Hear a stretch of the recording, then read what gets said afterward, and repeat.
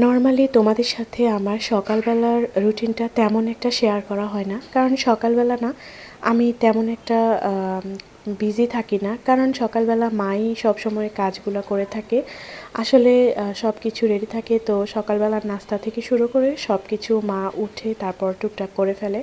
তো আমি উঠলেও মারিয়ামকে নিয়ে, মানে আমার মেয়েকে নিয়ে অনেক সময় ব্যস্ত থাকি বা হাজব্যান্ডকে হালকা পাতলা নাস্তা দিই, এই এতটুকুই।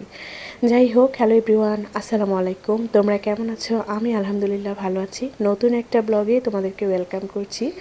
আজকে আমাদের সারাদিন মোটামুটি অনেক ব্যস্ত দিন কেটেছে। আজকে আমাদের বাসায় পানি ছিল না, কিন্তু রান্নার অনেক আয়োজনই আমরা করে রেখেছিলাম, মানে মোটামুটি প্রিপারেশন করে রেখেছিলাম, কিন্তু আজকে পানি ছিল না। আর এই পানি নিয়ে মোটামুটি আজকে অনেক দৌড়ঝাঁপ গিয়েছে আর কি। আসলে বাসায় সবচেয়ে ইম্পর্ট্যান্ট পার্ট হচ্ছে পানি, আবার হচ্ছে বাসায় ছোট বাচ্চা থাকলে তো কী অবস্থা সেটা বুঝতেই পারো। তো আজকে মোটামুটি আমাদের খুবই ক্রাইসিস একটা দিন গেছে। যাই হোক, আজকে আমি একটা ভর্তা করব, সেটাই তোমাদের সাথে শেয়ার করছি। তো আসছে তো পয়লা বৈশাখ, মানে পয়লা বৈশাখ তো চলেই আসলো। তো তোমরা বাসায় এভাবে ভর্তাটা ট্রাই করতে পারো। আমি কিন্তু খুব সুন্দর সুন্দর এবং খুব মজার ভর্তা করতে পারি, আর ভর্তা আমার খুবই পছন্দের। যদিও তোমাদের সাথে খুব একটা ভর্তা এখন শেয়ার করা হয় না। আসলে ভর্তা রেসিপি করতে না অনেক টাইম ব্যাপার, আর ভিডিও করতেও অনেকটা টাইমের ব্যাপার। সেজন্য আমি সহজ যেই রান্নাগুলো আছে সেগুলোই তোমাদের সাথে শেয়ার করি। তবে চিন্তা করছি ইদানিং, মানে এখন থেকে তোমাদের সাথে টুকটাক ভর্তাও শেয়ার করব। আজকে যে ভর্তাটা করছি সেটা হচ্ছে বরবটি, বেগুন আর আলু দিয়ে মিক্স একটা ভর্তা, মাছের সাথে মাছও থাকবে। আমি আগেই আলু, বরবটি আর হচ্ছে পটলটা সিদ্ধ দিয়ে তারপর টুকটাক এখানে প্রিপারেশন করে নিচ্ছিলাম। আর আজকে বেগুন দিয়ে শুটকির তরকারি রান্না করব, মানে বেগুন, আলু আর লইট্টা শুটকি দিয়ে একটা তরকারি রান্না করব, সেটাই তো তোমাদের সাথে শেয়ার করব।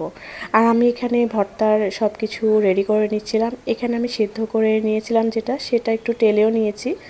আর সাথে দিয়েছি হচ্ছে একটু রসুন, কাঁচামরিচ, পেঁয়াজ, পরিমাণ মতো লবণ, সাথে এক টুকরা মাছও দিয়েছি। আমার কাছে না যে কোনো ভর্তায় একটু মাছ অ্যাড করলে খুবই ভালো লাগে। এটা তোমরা বাসায় ট্রাই করতে পারো। এটা যে কোনো একটা আইটেম দিয়েও করতে পারো, মানে পটল, বরবটি বা যে কোনো একটা আইটেম দিয়ে তোমরা এভাবে বাসায় ট্রাই করতে পারো। আর আমি এখন রান্না করছি বেগুন দিয়ে শুটকির তরকারি। আমি এখানে পেঁয়াজটা ভালো করে ভেজে নিয়ে তারপর সাথে কাঁচামরিচ, রসুন যা যা লাগে সব কিছু দিয়েছি।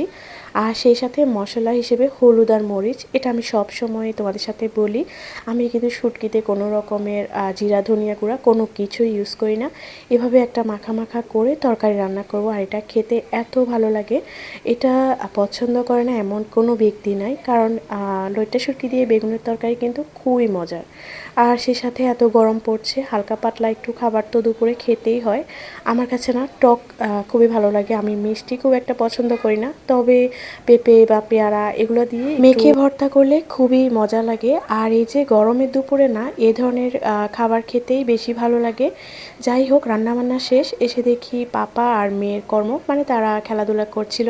তো আজকের লাঞ্চে এ ধরনের একটা প্ল্যাটার থাকলে আর কি লাগে বলো। সেই সাথে ছিল মুম্বাই মরিচ। তো আজকের ব্লগটা এখানেই শেষ করছি। তোমরা ভালো থেকো, আবার কথা হবে। আল্লাহ হাফেজ।